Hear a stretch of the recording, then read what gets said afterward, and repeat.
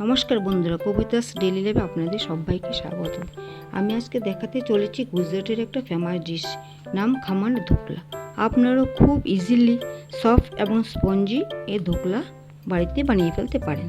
তাহলে চলুন দেরি না করে আজকের ভিডিওটি শুরু করা যাক।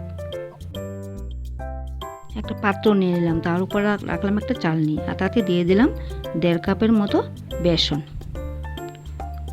আর এখন আমি বেসনটাকে চেলে নেব। ধোকলার বেসন চেলে নিতে হয়। এখন এক এক করে সব উপকরণ দিয়ে দেব। প্রথমে দিয়ে দিচ্ছি 1/2 চামচ লবণ, 1 চামচ চিনি, 3 চামচ রিফাইন অয়েল,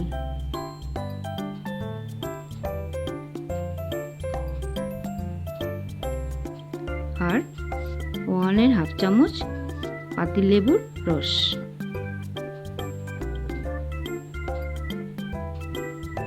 1.5 চামচ টক দই। টক দইটা অপশনাল, যদি না থাকে দেবেন না। আর 1/2 চামচ গুঁড়া হলুদ। এখন সবগুলি উপকরণ আমি হাত দিয়ে ভালো করে মিশিয়ে নেব। ভালো করে মিশাতে হবে। অল্প অল্প করে জল দিয়ে একটা পাতলা ব্যাটার তৈরি করব। খেয়াল রাখতে হবে জলটা যেন বেশি না পড়ে, কারণ ধোকলার ব্যাটার বেশি পাতলাও করা যাবে না, আবার ঘনও করা যাবে না। ভালো করে হাত দিয়ে এটাকে মিশিয়ে নিচ্ছি।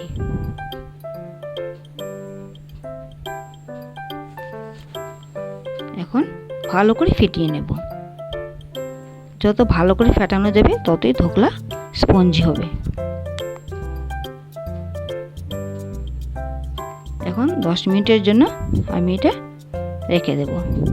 দেখুন ঘনত্বটা, এটা ঘনও না আবার বেশি পাতলাও না।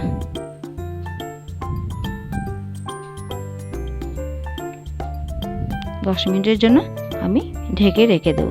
10 মিনিট পরে আমি আবার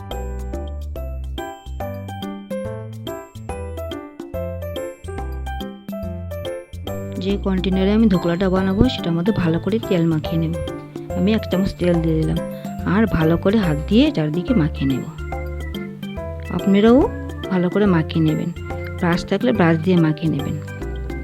চারদিক ভালো করে মাখাতে হবে যেন ধোকলাটা নিচ দিয়ে ধরে না যায়। এখন 10 মিনিট পরে আমি ফিরে আসলাম। ব্যাটারটাকে ভালো করে চামচ দিয়ে নাড়িয়ে নেব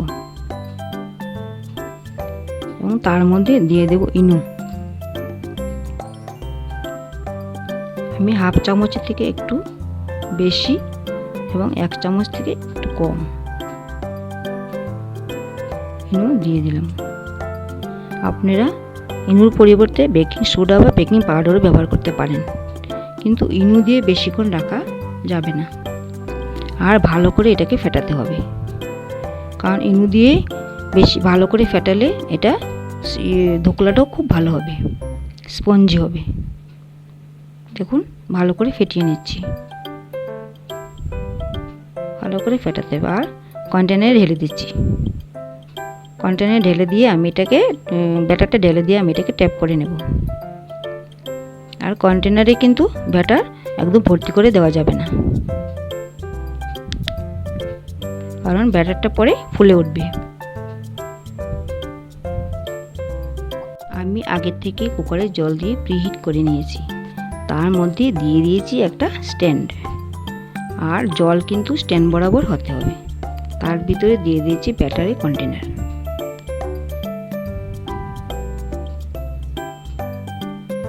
এখন কুকারের ঢাকনাটা লাগিয়ে দিচ্ছি আর সিটিটা খুলে নিচ্ছি। আমি 20 মিনিট পরে ফিরে আসব। গ্যাসের ফ্লেমটা কিন্তু মিডিয়াম টু হাই ফ্লেমে রাখতে হবে। এদিকে একটা ফ্রাই প্যান বসিয়ে দিলাম। প্যানটা গরম হয়ে গেলে তাতে দিয়ে দেব 3 চামচ রিফাইন অয়েল। মনে রাখবেন যে ধোকলা বানাতে যদি বেসনের পরিমাণ বাড়িয়ে দেন তাহলে সমস্ত উপকরণের পরিমাণ বাড়িয়ে দেবেন। তেলটা গরম হয়ে গেলে তাতে দিয়ে দেবো 1 চামচ কালো সর্ষে। সর্ষে ফাটতে শুরু করলে তাতে দিয়ে দেবো কারি পাতা, দিয়ে দেবো গোটা 5 কাঁচা লঙ্কা,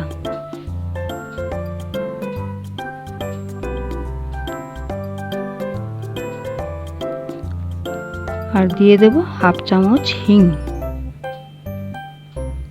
এখন সবগুলোকে একসঙ্গে মিশিয়ে দেব।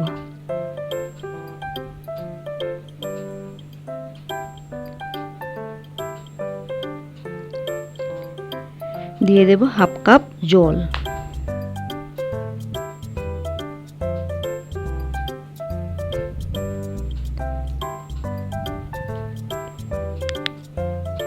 এক চামচ চিনি দিয়ে ভালো করে সবগুলোকে একসঙ্গে মিশিয়ে দেব আর 1 মিনিটের জন্য ফুটতে দেব।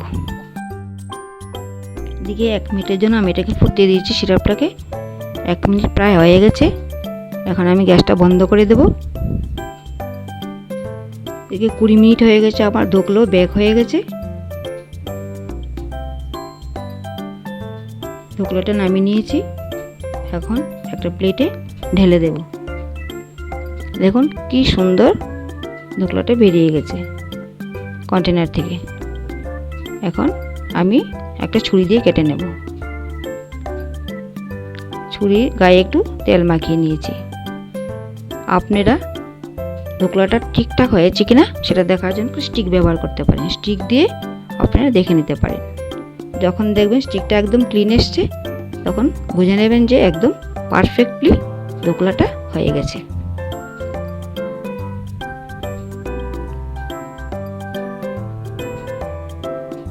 দেখুন কি সুন্দর কেটে নিয়েছি।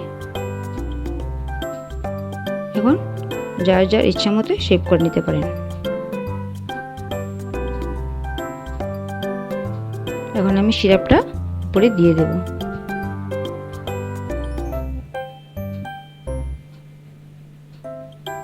সিরাপটা দিয়ে দিয়েছি। দেখুন কি সুন্দর একদম ঠিকঠাকভাবে পারফেক্টলি হয়ে গেছে। খুব স্পঞ্জি, দেখতেও ভালো লাগছে। তার উপরে দিয়ে দিলাম ধনেপাতা। আমার ধোকলা একেবারে রেডি। আশা করি আপনাদের ভালো লাগবে। আর যদি আবার ভিডিওটি ভালো লেগে থাকে তাহলে আপনারা বাড়িতে একবার ট্রাই করে দেখুন। দেখুন কি ভালো লাগছে দেখতে, একেবারে সফট হয়েছে। আপনাদেরকে একটা ভেঙে দেখিয়ে দিচ্ছি। আমার ভিডিওটি যদি ভালো লেগে থাকে তাহলে অবশ্যই লাইক, শেয়ার অ্যান্ড সাবস্ক্রাইব করবেন। কমেন্ট করতে ভুলবেন না। ধন্যবাদ।